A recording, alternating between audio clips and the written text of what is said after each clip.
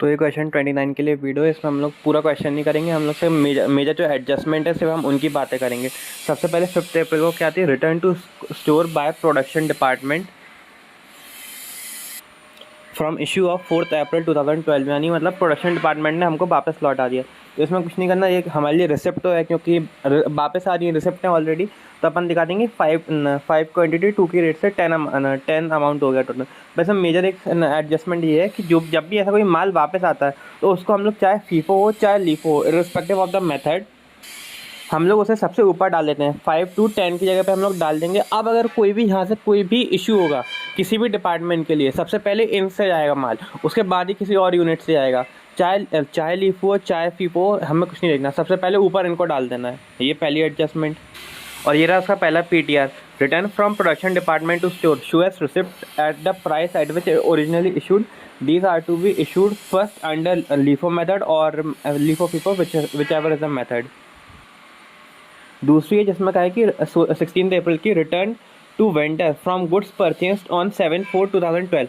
ठीक है, अब इसका दो केसेस बनते हैं कि हमको वेंडर को हमको गुड्स वापस लौटाने हैं जो कि हमने 7 तारीख को खरीदे थे। तो पहली चीज़, 7 तारीख को हमने जो गुड्स खरीदे थे तो हमको 16 तारीख को वापस करने। 7 तारीख को जो गुड्स हमने खरीदे थे वो कौन से थे, 50 गुड्स खरीदे थे 5 की रेट पे। 5 की रेट इंपॉर्टेंट है। अब रेट अगर हमारी 5 है तो 16 तारीख को हम देखेंगे कि हमारा बैलेंस क्या हो रहा है। जब 15 को देखते हैं बैलेंस क्या हो रहा है, 25 5 25। तो ये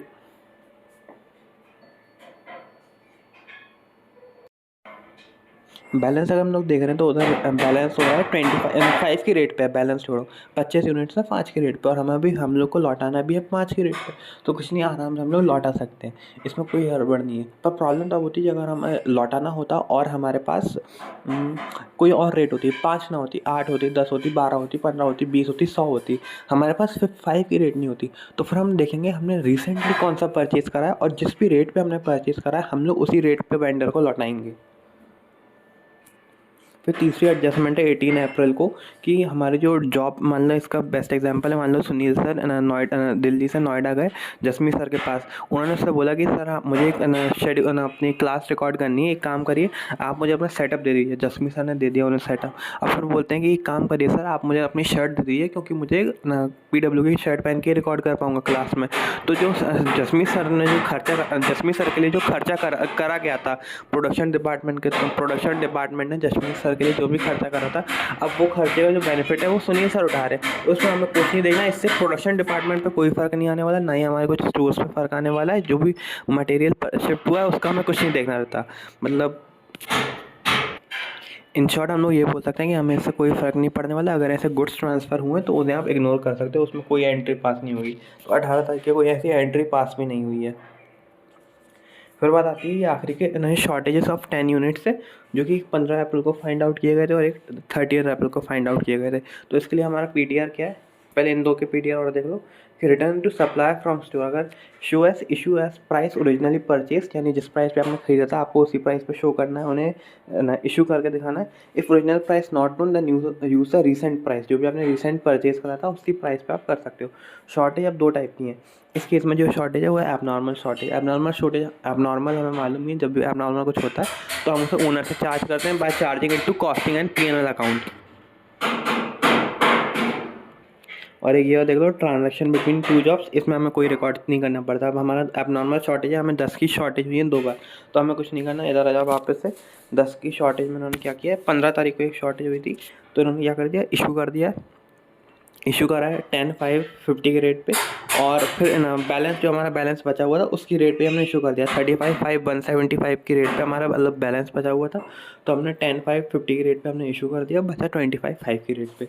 अब ये कह रहे हैं 30 अप्रैल को भी ऐसे ही शॉर्टेज हुई थी, तो अगेन जो भी बैलेंस पड़ा हुआ था हम लोग मान रहे हैं कि ओनर का खर्चा है ये, तो हम लोग ओनर के नाम पे चार्ज कर देंगे, यानी 10/6/60 की रेट पे चार्ज जाएगा।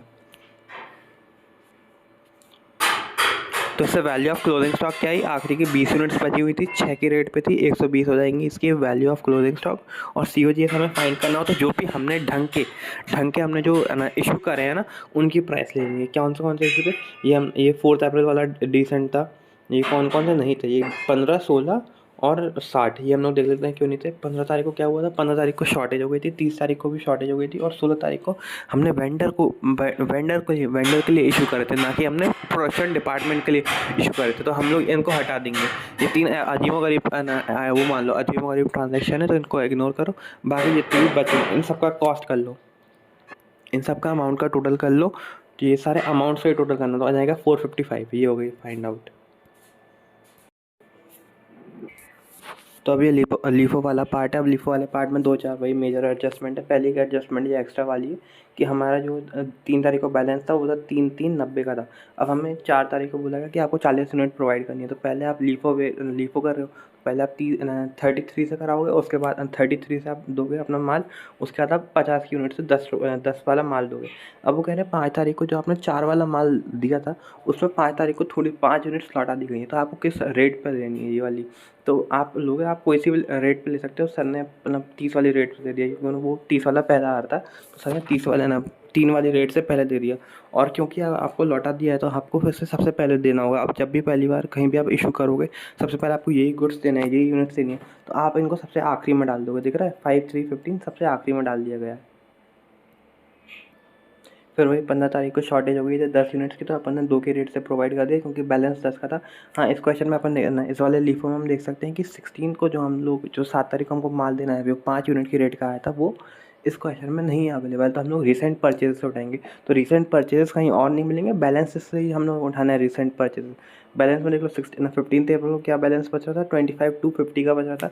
तो 16 तारीख को जो हम लोग माल प्रोवाइड करेंगे वो रिसेंट परचेजेस थ्रू बैलेंसेस हम लोग फाइंड करेंगे। तो रिसेंट परचेज के हिसाब से क्या हुआ 2240। मान लो कोई और मान लो कोई और भी एंट्री होती है वो उसके ऊपर अगर होती, मतलब उसके बाद आ रही होती, वो बाद में उससे पहले ही परचेज कर लिया होता, तो हम लोग लास्ट दिन देखते हैं।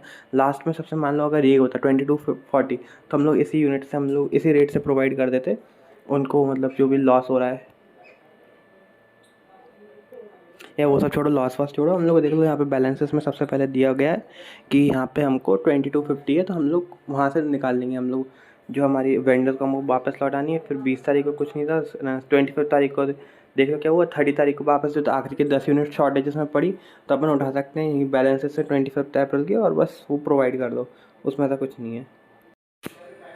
अब ये आखिरी है वेटेड एवरेज, इसमें ज़्यादा कुछ नहीं करना। देख ले, इसमें पहली चीज़ थी कि जो हम लोग देखो जो 40 हम 80 के रेट पे था, हमारे पास 190 अमाउंट था, 2.375 यूनिट थी, हमको 40 हमने इशू कर दी, तो सेम यूनिट रहने वाली है, इसमें कुछ नहीं करना है। 5 अप्रैल को जो हमारा जो आएगा, जो हमारा जो प्रोडक्शन डिपार्टमेंट हमको वापस करेगा, तो उसमें कोई सेपरेटली इस बार शो नहीं कराया गया क्योंकि वो फीफो और लिफो में हो रहा था, इसमें कंबाइन कर दिया गया। ये पॉइंट हो गया। दूसरा इंपॉर्टेंट पॉइंट ये था कि 16 अप्रैल को हम लोग जो वेंडर को हम लोग रिटर्न करेंगे गुड्स, उसमें हम लोग को ओरिजिनल कॉस्ट ही लेनी है। ये याद रखना कि जो वेंडर से हमने जिस कॉस्ट में परचेज़ किया था, हम लोग को उसी कॉस्ट में उसको लौटानी है। इसमें इस बार कोई वो नहीं करना कि हमें वो रिसेंट परचेज देख रहे हैं या फिर कि हम ये देखेंगे कि क्या उस कॉस्ट पे अवेलेबल है हमारे पास कोई भी यूनिट्स, हम लोग को नहीं देखने वाले। जो उस दिन कॉस्ट ली थी हम लोग उसी जिस दिन कॉस्ट पे ख़रीदा था उसी रेट पे हम लोग लौटा देंगे। और एक और चीज़ कि जो हम लोग ओनर वाला जो था कि हम लोग ओनर से एबनॉर्मल लॉस चार्ज कर रहे हैं, वो उसे बना अपने बैलेंस से सही है। देखिए यहाँ पे 35 यूनिट्स था, 3.8 की रेट पे 133 का मटेरियल था, तो 10 यूनिट्स को अपन ने प्रोवाइड किया 3.8 की रेट से। और आखिरी में भी जब 30 इंटू 5 150 था, तो अपन ने 10 इंटू 5 50 प्रोवाइड करा, ऐसे ही करना है। और COGS देख लो, इसका 499 है, और पहले वाले का था 585।